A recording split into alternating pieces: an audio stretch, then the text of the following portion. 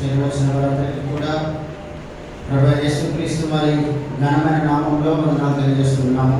एक बार आए आप सभी को परमेश्वर के बड़े नाम से आप सभी को धन्यवाद देते हैं। ఈ సమయంలో మనము ముఖ్య వర్తమానానికి వెళ్ళడానికి దేవుడు ఆయన తన యొక్క వాక్యాలతో మనతో మాట్లాడును గాక। और इस समय में भी परमेश्वर मुख्य वर्तमान के द्वारा उनके जीवित वचनों से हमसे बातें करें। ప్రార్థన చేసుకుందాం। प्रार्थना करेंगे। हे हमारे अति पवित्र सदा युगानियों के एक रहने वाले परमेश्वर, हमारे प्रिय पुत्र प्रभु यीशु मसीह के नाम से आपके चरणों में आते हैं, झुकते हैं, प्रणाम करते हैं, धन्यवाद देते हैं, आपको पूछते हैं, आपकी महिमा करते हैं, आपके नाम को ऊंचा उठाते हैं प्रभु जी। हे परमेश्वर, सुबह से लेकर इस समय तक आपके अनुग्रह में आप हमें चलाते हुए आ रहे हैं, इसके लिए आपको धन्यवाद देते हैं प्रभु जी। उसी प्रकार प्रभु जी के वर्तमान में प्रभु जी आपके दास को आपने ग्रहण किया, उसी लिए हम आपको धन्यवाद देते हैं प्रभु जी। प्रेम परमेश्वर के वर्तमान के द्वारा आप मुझसे आपसे बातें करें प्रभु जी, आप हमें मिलकर विश्वास में और बढ़ाए। प्रेम परमेश्वर धन्यवाद देता हूँ प्रभु जी, अपने आपके दास को अभिषेक करें, आपका आशीष आपके दास के ऊपर बढ़ाए रखें प्रभु जी। जिन जीवित वचनों से प्रभु जी हमारे मध्य में आपके दास प्रभु जी बात करने हुए प्रभु जी, आपने उनके मुख में प्रभु जी आपकी बातों को ढाले। प्रेम परमेश्वर उनसे बातें करें। प्रेम परमेश्वर प्रभु जी आपका अनुग्रह प्रभु जी आपके दास के ऊपर बनाए रखें प्रभु जी। प्रभु जी आपके लहू के द्वारा आप धोकर आप शुद्ध करें, पवित्र करें प्रभु जी। आपके क्रूस के पीछे आपके दास को छुपा कर रखें प्रभु जी। आपका आशीष आपका अभिषेक आपके दास के ऊपर चाहते हैं। आपसे विनती है प्रभु जी, प्रार्थना है प्रभु जी, प्रभु जी अधिकार की सारी शक्तियों को प्रभु यीशु मसीह के नाम से मांगते हैं प्रभु जी। आप ही की नाम की महिमा करते हुए बढ़ाई करते हुए इस विनती प्रार्थना को शीघ्र आने वाले को उद्धार करता प्रभु यीशु मसीह के नाम से इस प्रार्थना को मांगते हैं प्रभु जी, आमीन।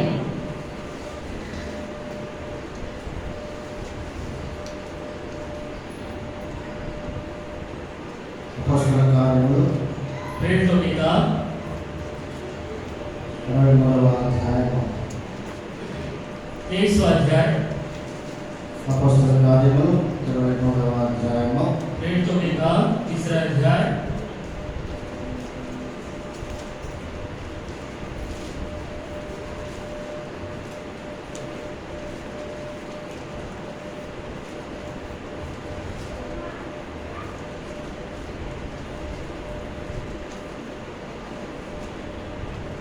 మొదటి వచనాన్ని కలిసి చదువుదాం। पहला वचन एक साथ मिलकर पढ़ेंगे।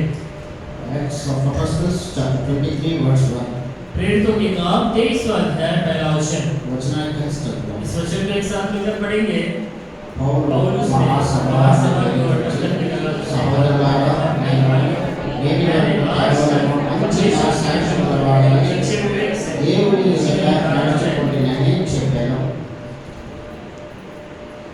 పౌలు గారు ఏమని చెప్తున్నారు? यहाँ पे पौलुस जी क्या कह रहे हैं? ఆయన మరి ఎంతో విద్యావేత్త, कितना ही अच्छा पढ़ा लिखा हुआ व्यक्ति है। ధర్మశాస్త్రాన్ని అనుసరించి ఆయన చాలా 100% ధర్మశాస్త్రాన్ని అనుసరించి నడిచినటువంటి వ్యక్తి। और पौलुस व्यवस्था का 100% उसका पालन करने वाला व्यक्ति है। అదేవిధంగా మరి ఆయన ప్రభువుని అంగీకరించిన తర్వాత ప్రభు కొరకు ఎంతగా మరి ఆయన వైరాగ్యంతో జీవించాడనే విషయం కూడా మనకు తెలుసు। और जब पौलुस ने प्रभु यीशु मसीह को स्वीकार किया, उसके बाद प्रभु के लिए मसीह के लिए कितना जलन के साथ उन्होंने जीवन को बिताया।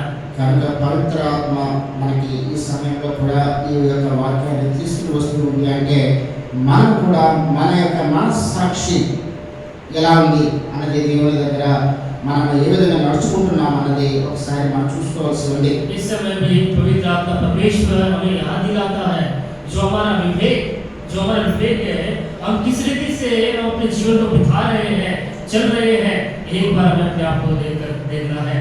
చదవండి వాక్యం మరొకసారి पढ़िएगा इस वचन को।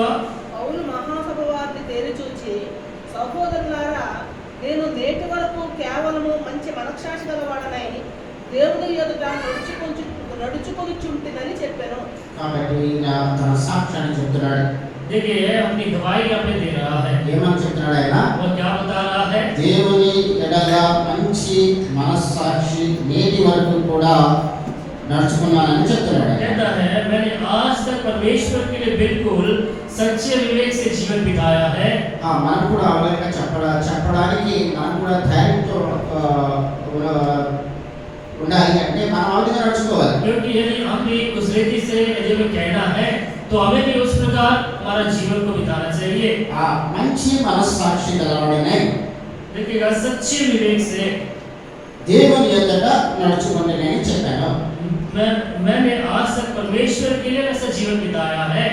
కనుక ప్రతి ఒక్కరికి కూడా మనకి కూడా మనస్సాక్షి ఉంటుంది. क्योंकि हर एक व्यक्ति यदि हमारे अंदर भी एक विवेक है, सच्चा विवेक होता है। ఈ యొక్క మనస్సాక్షి మనల్ని ఇది తప్పు ఇది రైట్ అదే విధంగా మనకి గుర్తు చేస్తూ ఉంటుంది. क्योंकि हमारा जो विवेक है ये सही है और ये गलत है हमें याद दिलाता है।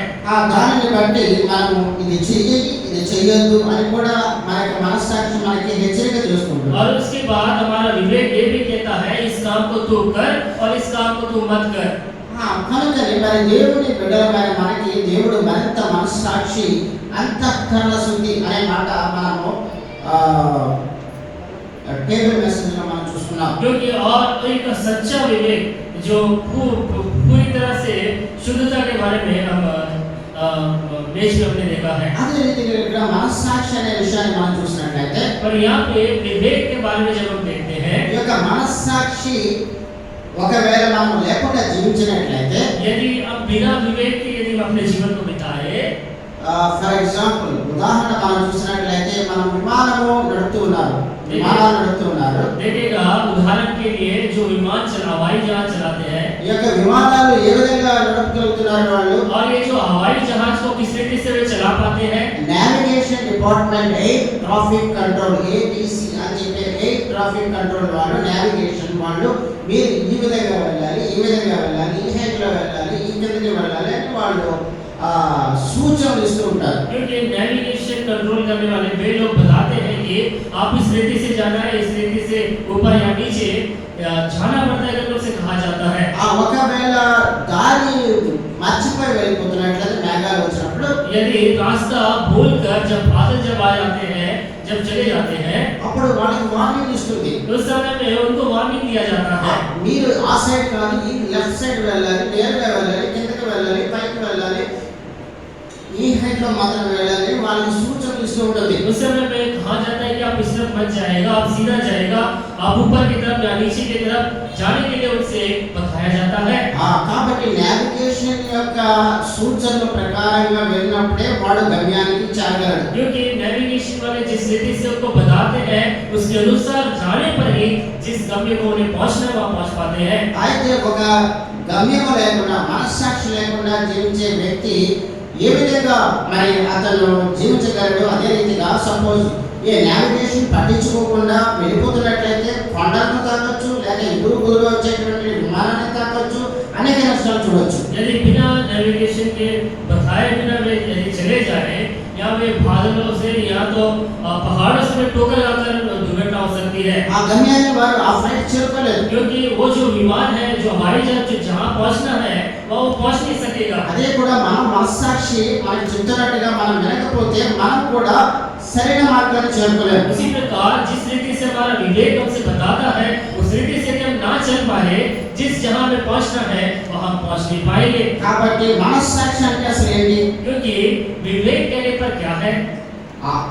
మనస్సాక్షి అంటే మనలో ఉండేటువంటి అనేక విషయాలలో మనకి హెచ్చరిక చేసేది, ఆ అపరాధ భావాన్ని గుర్తు చేసేది. क्योंकि हमारा विवेक कहने पर हमारी कई बातों को सूचित करती है, बताती है, हमारे अपराधों को भी बताती है।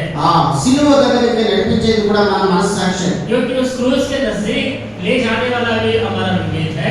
సిలువ దగ్గరికి అంటే ప్రభు యేసుక్రీస్తు వారి దగ్గరికి నడిపించేది మన మనస్సాక్షి. क्योंकि वो क्रूस जो प्रभु यीशु मसीह के पास जो ले जाता है वो हमारा विवेक है। ఈ రోజున మనము దేవుని మందిరానికి ఇన్ని గంటలకు వెళ్ళాలి అని చెప్పి మన మనస్సాక్షి మనకు గుర్తు చేస్తుంది. क्योंकि आज के दिन प्रभु के घर कितने समय में हमें जाना है, हमारा विवेक हमें याद दिलाता है। ఒకవేళ దాన్ని మనం లాపర్వాహి చేసినట్లయితే यदि उस बात को यदि लापरवाही हम करें, పాటలు అయిన తర్వాత వెళ్ళొచ్చు, गाना गाने के बाद हम जाएंगे, ఆరాధన సమయానికి వెళ్ళొచ్చు, आराधना के समय हम जाएंगे, ఒక రోజు వెళ్ళకపోతే ఏమైందిలే, एक दिन नहीं जाए तो क्या होगा? మన మనస్సాక్షి వాత వేయబడుతుంది. हाँ, हमारे विवेक के ऊपर समझ तो आ गया, पर क्या होता है बात అది చురక వేయబడుతుంది. हाँ, हमारा जो विवेक है हमें झलक या चुभता है, लगता है, కాబట్టి ఏంటంటే మన మనస్సాక్షికి మనము మద్దులమై ఉండాలి. क्योंकि हमारा विवेक के अधीन में रहना है. ఒకవేళ మనం దాన్ని పట్టించుకోకుండా ఇగ్నోర్ చేసినట్లయితే, పట్టించుకోకుండా यदि పోయినట్లయితే हमारे विवेक के विषय में यदि हम उसे अनसुनी करें, इग्नोर कर दें, ఆత్మీయ జీవితం కుంటుపడుతుంది. तो हमारा जो आत्मीय जीवन है वो रुक जाता है. కొంతమంది కావాలని కూడా వాళ్ళ మనస్సాక్షిని టోటల్గా పక్కన పెట్టేస్తారు. कुछ लोग जाकर अपने विवेक को पूरी तरह से बदल रख देते हैं కావాలని కూడా చేస్తారు. और कुछ करने के लिए वे करते हैं. సపోజ్ మనము కొన్ని సంవత్సరాల క్రితం అమెరికాలో వాషింగ్టన్లో అక్కడ వరల్డ్ ట్రేడ్ ఆర్గనైజేషన్ అని ఉంది. దాని ఫ్లైట్తో డైరెక్ట్గా మధ్యలో నుంచి వెళ్ళిపోయాడు. क्योंकि कई सालों पहले अमेरिका में वर्ल्ड ट्रेड ऑर्गेनाइजेशन जो है, जो हवाई जहाज सीधा जाकर उसमें मार दिया. అక్కడ కావాలని వెళ్ళారు. और जाकर उन्होंने वो काम किया है. ఆటంకవాదులు उन्होंने आतंकवादी लोग हैं. దానికి నష్టం చేయాలని వెళ్ళారు. और नुकसान उनको पहुंचाने उन्होंने किया है. అలా కూడా కొంతమంది విశ్వాసం ఉంటారు. और उस तरह भी कुछ विश्वासी लोग होते हैं, తల్లిని హింసించకూడదు, क्योंकि अपने माता को सताना नहीं है, భార్యను కొట్టకూడదు, अपने पत्नी को नहीं मारना है, పిల్లల్ని మరి కోపం రాకూడదు, अपने बच्चों को गुस्सा नहीं दिलाना है. అయినా సరే చేస్తుంటారు. ऐसा ना हो तो ऐसे करते रहते हैं. ఆ కోపంలో తన తల్లిలో భార్య కూడా తెలియకుండా ఆ కోపాన్ని కంట్రోల్ చేసుకోలేక వాళ్ళ చేతిలో ఏది ఉంటే అందించి విసిరి తగల కూడా చోట తగిలి వారి ప్రాణాలు కూడా కోల్పోయిన తర్వాత వాళ్ళు అరెస్ట్ అయితే ఆ తర్వాత జైల్లో వాళ్ళు చింతిస్తారు, అంటే నేను చేసుకుంటే పోయి ఉంటే మంచుండేది, నా తల్లిని నేను దూరం చేసుకున్నాను అని. తర్వాత అతని మనస్సాక్షి అతన్ని ఎంతగా గద్దించినప్పటికీ కూడా మరి ప్రయోజనం ఉండదు. क्योंकि गुस्से में आकर या अपनी पत्नी या अपनी माँ को मारने के बाद कहीं ना कहीं लग जाने के बाद उसकी प्राण चले जाते हैं. उसके बाद वो जेल में रहता है. उसके बाद वहाँ पर उसका विवेक उसे बताता है, उस समय वो कितना ही चिंतित होता है, पर उसके बाद कोई प्रयोजन नहीं. దేవుడు మనల్ని ఎంతగానో ప్రేమించాడు అని చూసాం. क्योंकि हमने देखा परमेश्वर ने कितना ही हमसे प्रेम किया है. ఒక చిన్న ఉదాహరణ, అంటే నేను మా ఫ్యామిలీ గురించి చెప్పడం లేదు. तो एक छोटी सी उदाहरण मैं बताता हूँ. हमारे परिवार के विषय में ऐसा नहीं. ఈ మధ్య కాలంలో లావణ్య వాళ్ళ ఇద్దరు పిల్లలు వచ్చారు. ఒకరు 6 years, ఒకరికి 4 years. इस बीच में ही मेरी दोनों बच्चियां पढ़कर आए थे.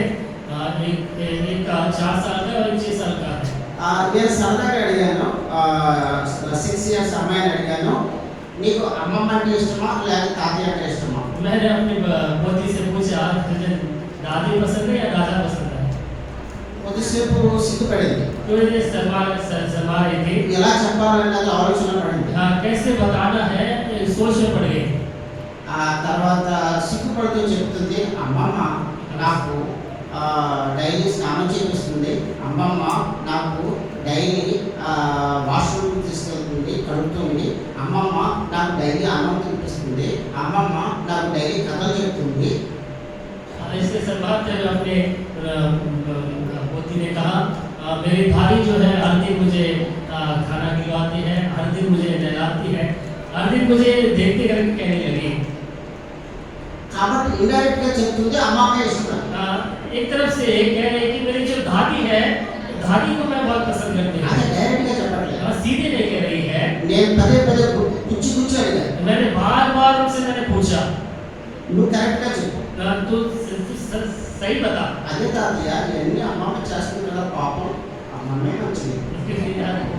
दादाजी जो दादी नहीं है, क्योंकि सबको दादी ये सब काम करते हैं. కాబట్టి ఆ చిన్న पिల్లకి, क्योंकि छोटी जो बच्ची है 6 years पिల్లకి 6 साल की बच्ची है, మనం గమనించింది ఏంటి? हमने उसमें क्या हमने ध्यान दिया? మనస్సాక్షి. हम उनका विवेक. తాతయ్య అయితే తిడతాడు, क्योंकि दादा तो डांटेगा, స్నానం చేయించాడు, नहीं नहलाएगा नहीं, అన్నం తినిపించాడు, भोजन नहीं కథలు खिलाएगा, చెప్పడు. कहानी नहीं बताएगा, అయితే ఆ చిన్న పిల్ల గ్రహించగలిగింది అంటే మనస్సాక్షాన్ని గుర్తు చేసింది. क्योंकि वो छोटी बच्ची ने ये ग्रहण किया है कि उसका जो विवेक है उनको बताता है। సరదాగా మన కుటుంబాల్లో కూడా ఆ విధంగా మన పిల్లలను మనం అడుగుతూ ఉంటాం. क्योंकि इसी प्रकार ऐसे साधारण से हमारे परिवार में हमारे बच्चे हमारे होते हैं, उनसे भी हम पूछते हैं। అయితే ఇది మనస్సాక్షి అన్నది ప్రతి ఒక్కరికి కూడా దేవుడు ఇచ్చాడు. అందులో చిన్న పిల్లలకు కూడా ఇచ్చాడు, పెద్దవారికి కూడా ఇచ్చాడు. इसी प्रकार ये जो विवेक है परमेश्वर ने हर एक व्यक्ति को दिया, चाहे छोटे बच्चे हो या बड़े हो, उनको दिया है। ఇది తప్పు, ఇది రైట్, ये गलत है और ये सही है, ఇది చెయ్యి, ఇది చెయ్యొద్దు. इस काम को तो कर और इसे नहीं कर। అయితే చెయ్యొద్దు అనే నీకు సంకేతాలు ఇస్తుంది మనస్సాక్షి. हाँ, जो ये नहीं करना है, जो विवेक है तुम्हें बार बार संकेत देता है, ఆ చేసిన తర్వాత నీలో భయం వస్తుంది. और उस काम को यदि आप कर जाते हैं उसके बाद तुम्हारे अंदर डर बैठ जाता है, గిల్టీ ఫీల్ అవుతాం మనం. उसके बाद अपने अंदर ही गिल्टी आप फील करने लगते हैं, ఒక రకమైనటువంటి మనకి అసహ్యం అవుతుంది. और एक तरफ से अपने आप में हम चिंतित या परेशान हो जाते हैं, అవమానంగా ఫీల్ అవుతాం. हम बहुत अपमान की रीति हम फील करते हैं, కనుక మనకి చెయ్యొద్దు అన్నప్పుడు మనం చేసిన తర్వాత ఇవన్నీ కూడా వస్తాయి. क्योंकि जिस काम को ना करने के उस करने के बाद ये सारे विचार हमारे अंदर आते हैं। ఒకవేళ మనం చేసిన పని సరైనది అని చెప్పి మన అంతరాత్మ మనకి సాక్ష్యం ఇస్తుంది. మనస్సాక్షి. यदि हम जिस काम को हमने किया है वो सही है तो हमारा जो विवेक है वो बताता है। ఎంత మంది సపోర్ట్ చేసినా సపోర్ట్ చేయకపోయినా మన అంతరాత్మ మన మనస్సాక్షి మనకి గుర్తు చేస్తుంది, ఎస్ నువ్వు చేసింది కరెక్ట్, నేను చేసింది కరెక్ట్. कितने लोग सपोर्ट ना करने, सहायता ना करने पर भी तू सही है, तुम्हारा जो विवेक है तुम्हारे विषय में बताता है। కాబట్టి మనము ఆ మనస్సాక్షికి వ్యతిరేకంగా మనం ఏదైనా పని చేసినప్పుడు అటు చాలా మంది డిప్రెషన్ లో వెళ్ళిపోతూ ఉంటారు. क्योंकि हमारे विवेक के विरोध में ये अलग को जब कर जाते हैं कई लोग डिप्रेशन में चले जाते हैं, మన యొక్క మనస్సాక్షికి దగ్గర మనం ఏమి దాచిపెట్టలేం. क्योंकि अपने विवेक से हम कुछ भी हम छिपा कर नहीं रख सकते हैं। అయితే కొంతమంది బ్రదర్ ఎందుకు రాలేదు మీరు చర్చికి నిన్న అని అంటే ఏదో చెప్పేస్తారు. क्योंकि ब्रदर आप कल चर्च क्यों नहीं आए, कुछ भी बता देते हैं, తర్వాత ఆలోచిస్తారు, और उसके बाद में सोचते हैं అదే నేను దేవుడి దగ్గర కూడా అబద్ధం చెప్తున్నాను కదా, अरे मैं परमेश्वर से मैं झूठ बोल रहा हूँ, తోటి సహోదరుల దగ్గర తప్పించుకోవడానికి నేను అబద్ధం చెప్పినప్పటికీ కూడా దేవుడు గమనిస్తున్నాడు. क्योंकि अपने साथी भाई से झूठ बोलकर मैं बच जा रहा हूँ पर परमेश्वर देख रहा है। అయితే ఆయన సర్వంతర్యామి అయినాడు దేవుడు. क्योंकि परमेश्वर सर्वव्यापी परमेश्वर है, ఆయన నేత్రాలు లోకమంతా కూడా సంచారం చేస్తున్నాయి.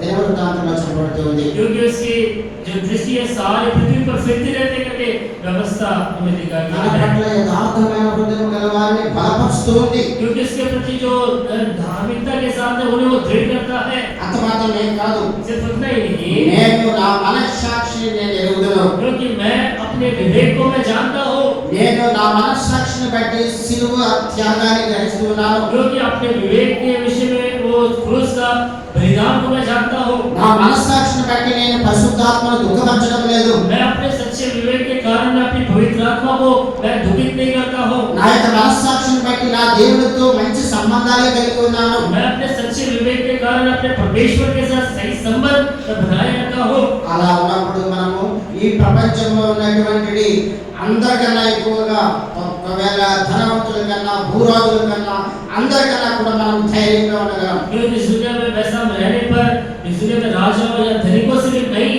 अधिक बलवान हम रहेंगे। ఒకవేళ కటిక దరిద్రంలో పేదతనంలో ఉన్నప్పటికీ కూడా यदि चाहे बहुत दरिद्रता में या गरीबी में रहने पर भी దేవుడు వచ్చినప్పుడు నన్ను తీసుకుని వెళ్తాడు. परमेश्वर जब आएगा अपने संग मुझे ले जाएगा। సదాకాలము సర్వాన్ని సృష్టించిన సృష్టికర్తతో నేను ఉండనే ఉన్నాను मैं सदाकाल जो सारी सृष्टि को बनाया उस परमेश्वर के संग मैं रहूंगा, అనేటువంటి ధైర్యంతో మనం ఉండగలం. जो उस हिम्मत के साथ हम रह पाएंगे। ఈ యొక్క మనస్సాక్షి గురించి నూతన నిబంధనలో మనం చూసినట్లయితే 30 సార్లు వచ్చాయి. क्योंकि इस विवेक के बारे में नए नियम में 30 बार ये बात कही गई है। అదే విధంగా మనస్సాక్షి అనే మాటకు పాత నిబంధనలో చూసినట్లయితే హృదయము అనేటువంటి అనేటువంటి మాట వాడబడింది. क्योंकि उसी प्रकार इस सच्चे विवेक के बारे में पुराने नियम में हृदय का शब्द उपयोग किया ఈ गया యొక్క है। మనస్సాక్షి లేక ఇంగ్లీష్ లో మనం చూసినట్లయితే కాన్షియస్ అని చెప్పబడుతుంది.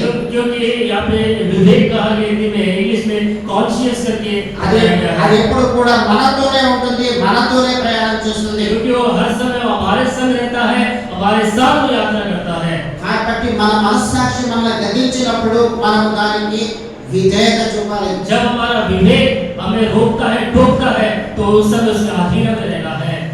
కాబట్టి ఒకవేళ మనకి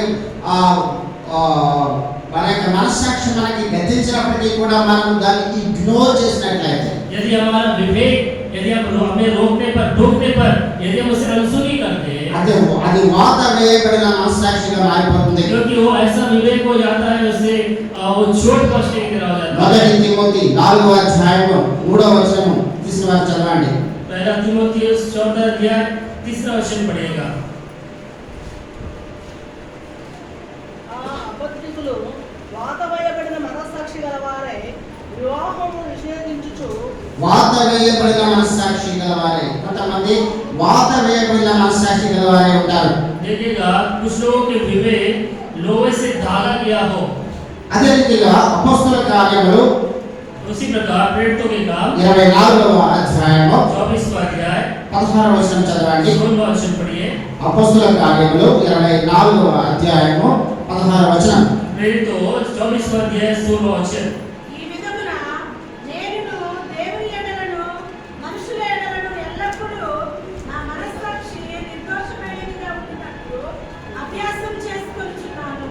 చూడండి పౌలు గారు ఏమని చెప్తున్నారు ఇక్కడ. देखिएगा पौलुस जी क्या कह रहे हैं। 24 అపోస్తల కార్యాలు 24వ అధ్యాయం 16వ వచనంలో చూసినట్లయితే, ఈ విధమున అంటే పైనుంచి చూసినట్లయితే, నేనును దేవుని ఎడలను మనుషుల ఎడలను ఎల్లప్పుడూ నా మనస్సాక్షి నిర్దోషమైనదిగా ఉన్నట్లు అభ్యాసం చేసుకొనుచున్నాను. देखिए इससे मैं आप ही यत्न करता हूँ कि परमेश्वर की और मनुष्य की ओर मेरा विवेक सदा निर्दोष रहे। అదే రీతిగా మనం చూసినట్లయితే రోమీయులకు రాసిన పత్రిక 2వ అధ్యాయము, उसी प्रकार रोमियो की पत्री 2 अध्याय, రోమీయులకు రాసిన పత్రిక 2వ అధ్యాయము 14 నుంచి 16 వరకు తీసిన వారు చదవండి. पढ़िएगा 14 वचन से लेकर 16 वचन तक। ధర్మశాస్త్రం లేని అన్యజనులు స్వాభావికముగా ధర్మశాస్త్రమైన ప్రేరణ చేసిన యెడల వారు ధర్మశాస్త్రం లేని వారైనను తమకు తామే ధర్మశాస్త్రము అయినట్టున్నారు. అట్టి వారి మనసాక్షి కూడా సాక్షిమిచ్చుచుండగను. వారి తలంపులు ఒకదాని మీద ఒకటి తప్పు మోపుచు లేక తప్పు లేదని చెప్పుచుండగను.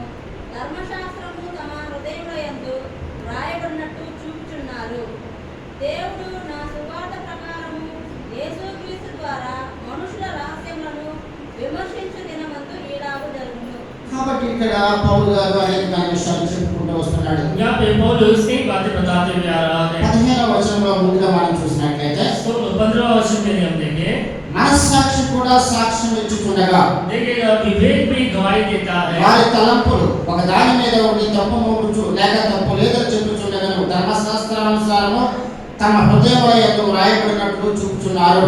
देखिएगा वे व्यवस्था की बातें अपने अपने अपने हृदयों में लिखी हुई दिखाते हैं और उनके विवेक भी गवाही देते हैं और उनके विचार परस्पर दोष लगाते हैं और उन्हें निर्दोष ठहराते हैं। కనుక దేవుడు మనకు మన యొక్క మనస్సాక్షి మనల్ని గద్దించినప్పుడు, जब परमेश्वर जब हमारी गवाही जब हमें रोकता है, దేవుని పట్ల మనము యథార్థత కలిగిన వారిగా మన యొక్క మనస్సాక్షి మనకి వద్దు అని చెప్పినప్పుడు చేయకుండా ఇది చెయ్యి అన్నప్పుడు మాత్రమే చేసేవారిగా జీవించినట్లయితే అది దేవుని యొక్క కార్యాలను మనము సంపూర్తిగా నెరవేర్చేవారిగా ఉంటాం. जब हमारा विवेक हमसे कहता है कि इस काम को ना करने से ना करने के द्वारा हम उस संपूर्ण रीति से इस काम को पूरा कर पाते हैं। ఒకవేళ మాట వేయబడినట్లుగా మనస్సాక్షి చెప్తున్నప్పటికీ కూడా మనం దాన్ని పట్టించుకోకుండా పోయినట్లయితే అది మనకు ఎంతో ప్రమాదానికి తీసుకుని వెళ్తుంది. यदि हमारा विवेक बताने पर भी लोहे की धाग लगने की तरह अनसुनी हमें नहीं करना चाहिए। హెలికాప్టర్ కానీ లేకపోతే మనం ఫ్లైట్ కానీ వాళ్ళ నావిగేషన్ వాళ్ళు చెప్తున్నప్పటికీ కూడా నువ్వు అటు వెళ్ళకు అని చెప్పినప్పటికీ కూడా కెప్టెన్ నడుపుతున్నటువంటి ఫ్లైట్ కెప్టెన్ పట్టించుకోకపోతే అక్కడ ప్రమాదమే జరుగుతుంది. क्योंकि नेविगेशन पायलट लोग जिस रीति से बताते हैं उस रीति से वो ना चलने पर, कैप्टन उस बात को अनसुनी करने पर अपनी दुर्घटना होती है। కాబట్టి మనము నిర్మలమైనటువంటి మనస్సాక్షి కలిగిన వారిగా, क्योंकि निर्मल विवेक के साथ ఎప్పుడు కూడా మన జీవితంలో ఎన్ని తుఫాను వచ్చినప్పటికీ కూడా हमारे जीवन में कितनी तूफान आने पर भी దేవుని యొక్క సహాయం మనకు ఉంటుంది. जो परमेश्वर की सहायता हमारे साथ रहती है। నన్ను బలపరచు అని అందునే నేను సమస్తము చేయగలనని పౌలు గారు చెప్పిన రీతిగా, जैसे पौलुस कहता है, जो मुझे सामर्थ्य देता है उसके द्वारा मैं सब कुछ कर सकता हूँ। నేను గురి యొద్దకే పరిగెడుతున్నాను అని చెప్పిన రీతిగా, मैं निशाने की ओर दौड़ा चला जा रहा हूँ, जिस रीति से कहता है। మన యొక్క మనస్సాక్షి మనకు చెప్తున్న రీతిగా మనం గురి యొద్దకే వెళ్ళవలసి ఉంది. क्योंकि हमारा विवेक जो हमसे कहता है वो निशाने की ओर हमें दौड़ना चाहिए। క్రీస్తు ప్రభు యొక్క రక్తము మన యొక్క మనస్సాక్షిని శుద్ధీకరిస్తుంది. क्योंकि प्रभु यीशु मसीह का जो लहू है हमारे विवेक को धोकर शुद्ध करता है। నిర్మలమైనటువంటి మనస్సు కలిగిన వారిగా, और निर्मल विवेक के साथ, నిందారహితమైనటువంటి హృదయం గల వారిగా, और निर्दोष विवेक के साथ, మంచి మనస్సాక్షి గల వారిగా एक सच्चे विवेक के साथ దేవునిలో మనం జీవిద్దాం. हम प्रभु में हम जीवन को बिताएंगे దేవుని ఆశీర్వాదాలను మనం నిండుగా పొందుదాం. और परमेश्वर की भरपूर आशीष हम पाएंगे। అప్పుడు మాత్రమే और तब ही దేవుడు చెప్పిన రీతిగా, కీర్తన 147లో చెప్పిన రీతిగా ఆయన మరి మన యొక్క గుమ్మాల గడియలను బలపరుస్తాడు. जिस प्रकार संगीतकार कहता है हमारे फाटकों को उत्तीर्ण करता है। అంత మాత్రమే కాదు, నీ మధ్య నీ పిల్లలను నేను ఆశీర్వదిస్తానని చెప్పాడు ఆయన. जिस रीति से वो कहता है तुम्हारे बीच तुम्हारे बच्चों को मैं आशीष दूंगा। 147వ కీర్తన 13వ వచనం చదవండి. पढ़ेगा भजन संहिता 14వ వచనం కూడా 147 40 147 కీర్తన 147 13 14 देखो अच्छा तो ఆయన నీ గుమ్మముల గడియలు బలపరిచి ఉన్నాడు. నీ మధ్యలో నీ పిల్లలను ఆశీర్వదించి ఉన్నాడు. నీ సరిహద్దులలో సమాధానము కలుగు చేయవాడు ఆయనే. మంచి గోధుమలతో నిన్ను తృప్తిపరచువాడు ఆయనే. కాబట్టి ఇన్ని రకాల ఆశీర్వాదాలు దేవుడు మనకి దాచి ఉంచాడు. परमेश्वर इतनी आशीषें हमारे लिए आकर रखा है। అంత మాత్రమే కాదు, सिर्फ उतना ही नहीं, పరలోక సంబంధమైన గొప్ప ఆశీర్వాదాలు మన కొరకు వేచి ఉన్నాయి. स्वर्ग की आशीषें हमारे लिए इंतजार कर रही है। దాన్ని పొందడం మన యొక్క మనస్సాక్షి మనకు చెప్తున్న రీతిగా, మరి బైబిల్ చెప్తున్న రీతిగా మనం నడుచుకోవడానికి సహాయం పడేలా జీవించాలి. उसे पाने के लिए हमारा जो सच्चा विवेक है, जिस रीति से व्यवस्था कहता है वैसा जीवन बिताने से हम पाए। ప్రభు ఆ రీతిగా ఉండడానికి సహాయపడాలి. परमेश्वर हम उस रीति से रहने के लिए हमारी सहायता करे। మనము దేవుడి వచనాన్ని ఆశీర్వదించుగాక. परमेश्वर इन वचनों को आशीष करे। వందనాలు ప్రభు, ఈ రీతిగా ఉదయకాలం నుండి ఇంతవరకు మీ ప్రసన్నత, మీ దయ, మీ బిడ్డలమైన మాటలను అనుగ్రహించినందుకే వందనాలు చెల్లిస్తున్నాము తండ్రి. ఆరాధన సమయంలో మీ దాసుల ద్వారా ప్రభు మా మధ్యకి తీసుకొచ్చిన లేఖ భాగాలను అనుసరించి ప్రభు మరి ఆ పాత్రమైన మాకు తండ్రి మీరు కృప చూపించారు తండ్రి, సహాయపడ్డారు, రక్షించుకున్నారు తండ్రి, ఎన్నో మేలు చేశారు. దాన్ని బట్టి వందనాలు. అవును తండ్రి ప్రభా, మీ మీద ఆనుకుని ఉన్న పిల్లలకు తండ్రి మీరు వృద్ధాప్యంలో కూడా సహాయం అందించినట్టుగా చూస్తున్నాం. యాకోబుని తీసుకుని వచ్చారు, మోషేని తీసుకుని వచ్చారు. ఇలా అనేక మంది దైవజనులకు మీరు చేసినటువంటి కార్యాలు చూసాం. మీరు మా పట్ల కూడా అదే కార్యాలు చేయడానికి సిద్ధంగా ఉన్నారు. కాబట్టి ప్రభా నిరంతరం మిమ్మల్ని ఆరాధించుకునే వారిగా, మిమ్మల్ని మహిమపరిచే వారిగా ఉండడానికి సహాయపడండి. అదే రీతిగా తండ్రి మరి పల్లె వర్తమానంలోనూ ముఖ్య వర్తమానంలో కూడా ఈ ఆలోచనలు నాకు దయచేస్తారు ప్రభా. దానిని అనుసరించి మేము మంచి మనస్సాక్షి కలిగిన వారిగా తండ్రి, మేము నిరంతరం కూడా ప్రభా మీ యొక్క తండ్రి చెప్పిన రీతిగా తండ్రి యేసు ప్రభువుని మేము ధరించుకున్న వారిగా వినయము, విధేయత తండ్రి, దయాళత్వంతో మేము కొనసాగడానికి, నిర్మలమైన మనసు కలిగిన వారిగా నడుచుకోవడానికి సహాయం చేయండి. మా యొక్క మనస్సాక్షికి విరోధంగా మేము నడుచుకోకుండా చూడమని కూడా ప్రార్థిస్తున్నాను. ఈ సమయంలో తండ్రి మరి పేదలను ప్రేమించి ప్రభావ మీ బిడ్డలను నిర్రక్షించుకొని మీ ఆలయానికి నడిపించిన బిడ్డలను బట్టి వందనాలు. పేరు పేరు మీరు జ్ఞాపకం చేసుకోండి, ఆశీర్వదించండి. ముఖ్యంగా తండ్రి మరి మహిళ నుంచి నేవీ డిపార్ట్మెంట్కి ట్రాన్స్ఫర్ వచ్చిన మా ప్రియ సహోదరుడు ప్రకాశ్ రావు గారిని బట్టి, అదేవిధంగా సహోదరుని బట్టి వారికి ప్రార్థిస్తున్నాము తండ్రి. ప్రభా బిడ్డలు ఇక్కడ ఉన్నంతకాలం కూడా ప్రభా మీ పేదలకు వచ్చి తండ్రి మీ పేదలలో వారు మిమ్మల్ని ఆరాధించి మహిమపరిచే వారిగా దైవాశీర్వాదాలతో పాటు లోకాసమానమైన ఆశీర్వాదాలు విడుదల పొందడానికి బిడ్డల యొక్క చదువులలో సహాయపడుతున్న కూడా ప్రార్థిస్తున్నాం. అదే రీతిగా సహోదరుడు బెంజమిన్ వారి ఫ్యామిలీని బట్టి వందనాలు, ఇమానియల్ బ్రదర్ వారి ఫ్యామిలీని బట్టి వందనాలు చెల్లిస్తున్నాం. అదేవిధంగా జోసెఫ్ వారి ఫ్యామిలీని బట్టి వందనాలు చెల్లిస్తున్నాం. బోయజ్ బ్రదర్ని బట్టి వందనాలు, వారి కుటుంబాన్ని బట్టి వందనాలు. విల్సన్ బ్రదర్ని బట్టి వందనాలు, వారి కుటుంబాన్ని బట్టి వందనాలు చెల్లిస్తున్నాము. సిమియోని బట్టి అదేవిధంగా వారి కుటుంబ సభ్యులను బట్టి మీకు వందనాలు చెల్లిస్తున్నాము. అదేవిధంగా సహోదరుడు రాజు బ్రదర్ని బట్టి వారి కుటుంబాన్ని బట్టి మీకు వందనాలు చెల్లిస్తున్నాము. అదేవిధంగా సహోదరుడు మ్యాథ్యూని బట్టి వారి కుటుంబ సభ్యులను బట్టి మీకు వందనాలు చెల్లిస్తున్నాము. జానయ్య గారిని బట్టి అదే వృద్ధాప్యంలో ఉన్నటువంటి ఆయనకి తోడుగా ఉండమని, సహోదరికి కూడా తోడుగా ఉండమని మేము ప్రార్థిస్తున్నాం. అదేవిధంగా సహోదరుడి కాలేజీని బట్టి ఫ్యామిలీని బట్టి వందనాలు, వారి యొక్క మనోవాంఛ తీర్చినట్టు పెట్టుకుంటున్నాం. జకరియా బిడ్డని బట్టి సిస్టర్ని బట్టి వారికి ఇచ్చిన బిడ్డలను బట్టి కూడా మీకు వందనాలు చెల్లిస్తున్నాము. ముఖ్యంగా తండ్రి మరి సహోదరుడు సురేష్ సువార్తమ భర్త విషయంలో ప్రార్థిస్తున్నాం ప్రభావ, వారి కుటుంబాన్ని జ్ఞాపకం చేసుకోండి. అదేవిధంగా తండ్రి సహోదరుడు తండ్రి ప్రేమనగర్లో ఉన్నటువంటి నతాలియన్ బ్రదర్ వారి ఫ్యామిలీని మేము జ్ఞాపకం చేసుకుంటూ ఉన్నాము. తండ్రి వారి పట్ల మీరు మేలు చేయండి, రక్షణలో బిడ్డలు మరి ఆయన నడిపించాలని వేడుకుంటున్నాను. అదేవిధంగా తండ్రి సుసన్న విషయంలోనూ కుమారి విషయంలో కూడా ప్రార్థిస్తున్నాము. వారి యొక్క తండ్రి పురుషులకు తండ్రి మీరు రక్షణ దయచేయమని ప్రార్థిస్తున్నాము. అదేవిధంగా సహోదరుడు లాజర్ బ్రదర్ని బట్టి అదేవిధంగా ఫ్యామిలీని బట్టి వందనాలు. తండ్రి బిడ్డల యొక్క తండ్రి ప్రతి పరిచర్యలలో మీరు వారి తోడుగా ఉండండి. స్వామి బ్రదర్ని బట్టి వారి కుటుంబాన్ని బట్టి వందనాలు. సురేష్ జ్ఞాపకం చేసుకోనండి ప్రభావ, మందిరాన్ని నడిపించండి. అదేవిధంగా సహోదరి పార్వతిని మీరు మందిరాన్ని నడిపించారు తండ్రి. మరి భర్త ఇస్సాకు మేనలో ఉన్నారు తండ్రి. దేని మీద ఏ పనుల మీద ఉన్నారో పని పూర్తి చేసుకురావడానికి సహాయపడమని వేడుకుంటున్నాను. అదేవిధంగా నవీన్ బట్టి ప్రవీణాన్ని బట్టి కూడా మీకు వందనాలు చెల్లిస్తూ ఉన్నాను తండ్రి. బిడ్డలు మీరు జ్ఞాపకం చేసుకోనండి. అదే రీతిగా తండ్రి యవన బిడ్డలు జ్ఞాపకం చేసుకోండి ప్రభావ. మరి ముఖ్యంగా యవన బిడ్డలు యవన కాలంలోనే మీ ఖాళీ ఉండడానికి సహాయపడండి. పరిచర్యలో భాగంగా సహోదరుడు జాన్సన్, అదేవిధంగా టీచర్ జాన్, అదేవిధంగా షిప్పింగ్లో ఉన్న సహోదరుడు జాన్ వారికి జ్ఞాపకం చేసుకోనండి తండ్రి. బిడ్డలకు తండ్రి మీ యొక్క తండ్రి పరిశుద్ధాత్మను కుమరించి బిడ్డలు మరింత తండ్రి ప్రభావ బలంగా మీ సేవలో వాడుకుంటూ మీరు మహిమ పొందమని, వారి ఫ్యామిలీస్ కూడా మీరు ఆశీర్వదించమని వేడుకుంటున్నాను.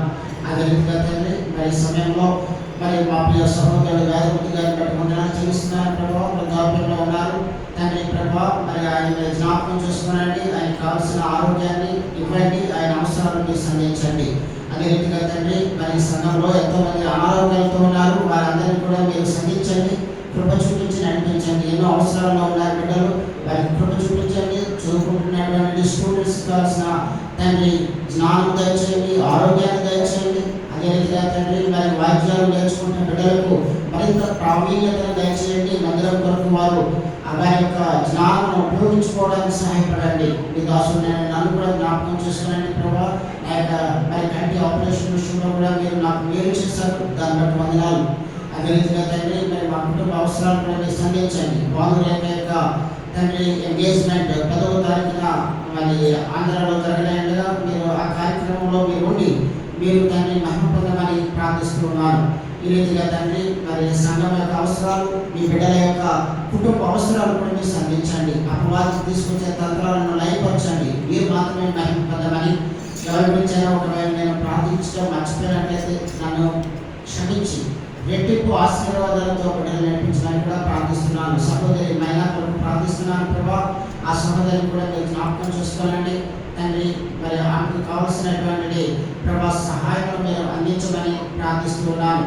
అదే రీతిగా తండ్రి మరి అనారోగ్యాల మధ్యలో ఉన్నటువంటి బిడ్డల పేరు పైన జ్ఞాపకం చేసుకొని కావాల్సిన ఆరోగ్యాన్ని ఇచ్చి నిశ్చితమైన తండ్రి రక్షించుకొని మీ మందిరానికి నడిపించుకొని మీరు మహిమ పొందమని తండ్రి. మేము మా గృహాలకు వెళ్తున్నప్పుడు కూడా మీ ప్రసన్నత మాకు తోడుగా వచ్చి నడిపించమని. అదే రీతిగా తండ్రి మరొకసారి మేము ఈ రీతిగా కలిసి ప్రభావ మీ సన్నిధిలో చేరి మమ్మల్ని మహిమపరిచేంత వరకు సురక్షితంగా మమ్మల్ని ఉంచమని ఈ ప్రార్థన మా ప్రభువును అతి త్వరగానే ఉన్న యేసుక్రీస్తు వారి ఘనమైన నామములో మీకు వినయంతో ప్రార్థించి వేడుకుంటున్నాము తండ్రి. ఆమేన్. నా ప్రాణమా యెహోవాను సన్నిధించుము, అంతరంగమైన సమస్తమైన పరిశుద్ధ నామమును సన్నిధించుము. నా ప్రాణమా యెహోవాను సన్నిధించుము, ఆయన చేసిన పాత్రలో తినని పరలోకము. ఆమేన్.